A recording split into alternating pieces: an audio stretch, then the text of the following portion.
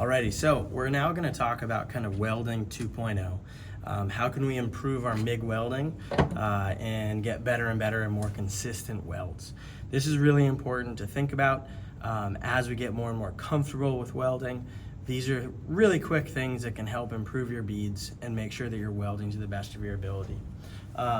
Two things that I like to talk about a lot is be lazy. Good welders are lazy welders. Does that mean that I'm not trying? No, it means that I'm utilizing the surfaces around me by leaning on things, by supporting my torch, my gun, in a way that I don't have to have a lot of control. If we can minimize variables, we are going to be a more consistent welder. What that means is if I can control the height and elevation of my gun by supporting it on this hand, and I can drag this hand rather than me trying to free hand it, I am going to be a more consistent welder. Anytime I'm holding something up, my hand is going to wiggle, it's going to shake, it won't be as consistent, I'm going to go up and down. Things like that will all influence our welds and make them a little bit less consistent. I also want to make sure that I'm trimming my filler rod nice and short. That's going to be really nice to allow consistent setup and welding right off the bat. The other thing that I want to do is make sure that if I'm doing my first weld of the day, I might pull my trigger a little bit to make sure that the gases are flowing through it. I'm going to double check that my regulators are set to about 20 cubic feet per hour, and that's going to make sure that I'm shielding off the bad stuff. As always, I've got my safety protection stuff on, so I've got my mask set to 10, I've got my gloves on, I've got my safety glasses on. I don't have the ventilation system on for this video just so that you can hear me. So the first thing I like to do is get comfortable. So I'm leaning into this, I'm tilting the torch, the gun, just to the right a little bit so that I can see my wire and where it's gonna go. I'm gonna practice going from right to left across my coupon and make sure that nothing's gonna get tangled. I personally like to have my wire going behind me. That makes sure that there's fewer twists, fewer tangles, it doesn't go over me and get pinched up. And I'm gonna show you a weld right now. So I'm gonna close my hood because I've got a variable auto darkening. I'm gonna practice that thing coming across. I'm gonna keep that consistent speed and height. I'll say cover.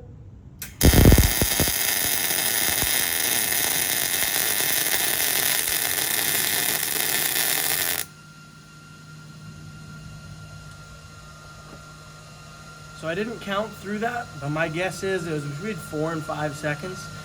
It wasn't a perfect weld. I don't MIG weld all that often.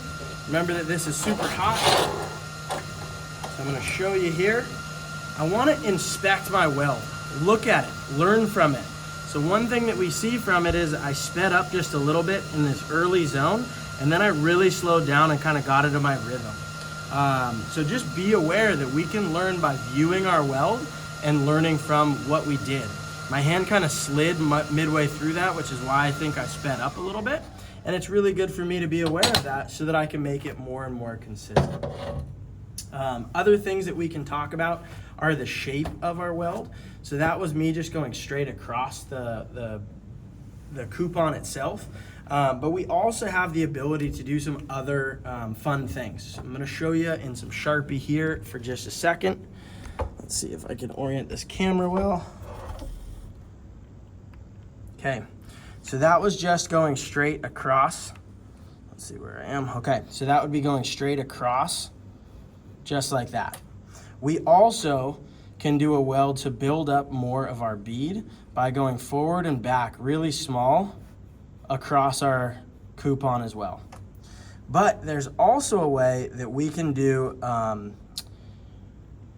a really nice weld in that we do a weave pattern. My favorite one that I like to utilize is a C pattern. I'm gonna actually go between these two because this is gonna be about the thickness of my bead, but I would go from one edge to the other and advance in a small degree consistently as we go across.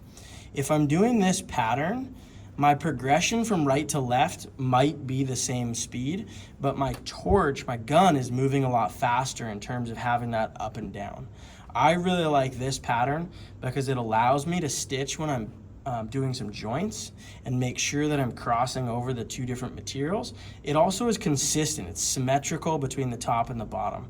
There are a few other ones where we can do loop-de-loops, but to me, I don't feel as consistent there because I have way more wire fed at the bottom versus at the top.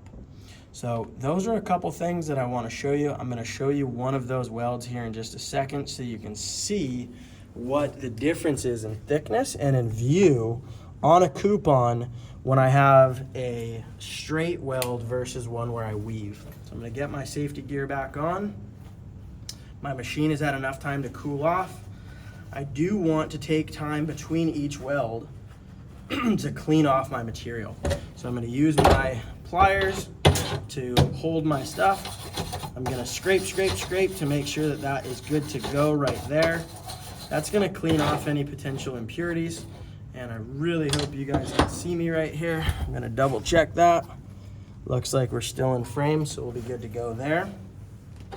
I'm going to clean off this wire. You can see that it's kind of gray at the end of it, so I'm going to extend that wire, making sure that I'm not touching anything, and then I'm going to trim that off as well. Again, cleanliness is everything. Control and cleanliness. So on this weld, I'm gonna make sure that I do that same thing. I'm gonna do a little bit of a pattern though, and you can see the difference in the two welds. So now I'm gonna cover up. I'm gonna practice my pattern, consistent distance on all of these. And now I'm gonna say cover.